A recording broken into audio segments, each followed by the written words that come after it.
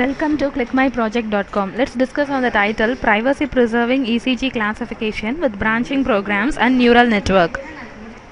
In this work, we consider a scenario where a remote diagnosis system provided by a non-trusted party offers a service whereby biomedical signals are processed to provide a preliminary diagnosis. Such a system may either be seen as a standalone service or as a part of more complex EL system, where the service provider, in addition to hosting a reciprocity of personal medical data, is also allowed to process such data.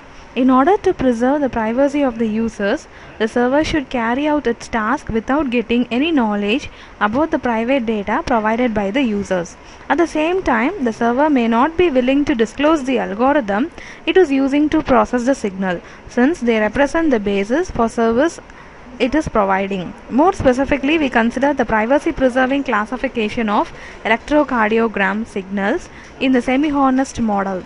Classification of ECG signal has long been studied by signal processing community, and many good algorithms exist for this purpose. However, their efficient implementation in a framework is not an easy task, since many of the involved operations, while trivial in the plain domain, are very difficult to implement in a secure way. Let's see the data flow diagram. Regarding the data flow diagram, we extend the project by introducing parallel computing and neural network. We are going to load the ECG signal, and we will be adding some random noise, and we will be estimating that noise. The noise can be removed by using IIR notch filter. Finally, a denoising analysis will be made by making use of MSE, that is mean square error, and PSNR, peak signal to noise ratio. For the denoised signal, the features will be extracted. The extracted features will be fed to neural network for training. Here in the testing stage, the neural network will predict the particular signal belongs to which category of the arrhythmia. That is, three categories of diseases are being characterized in ECG. One is arrhythmia data and ventricular data and supraventricular data. So any of the three types will be classified, and in the training process all the ECG signals will be denoised and features will be extracted. The feature extraction stage alone will be implemented through parallel computing in order to speed up the process, and extracted features will be subjected to neural network learning and classification algorithm to predict appropriate data. Now we will see the execution of the program. To execute the program, press main_ECG.m and click run file.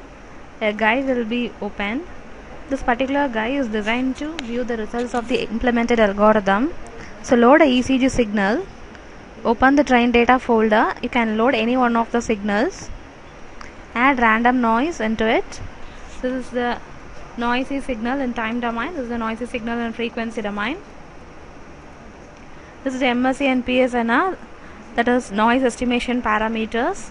Then denoise the signal. So your PSNR is maintained around 40 decibel. Now extract the features. Feature extraction is given in a separate guide.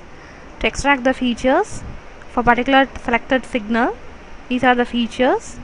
Now implement the training part using parallel computing, that is going to extract the features for all the signals in the database.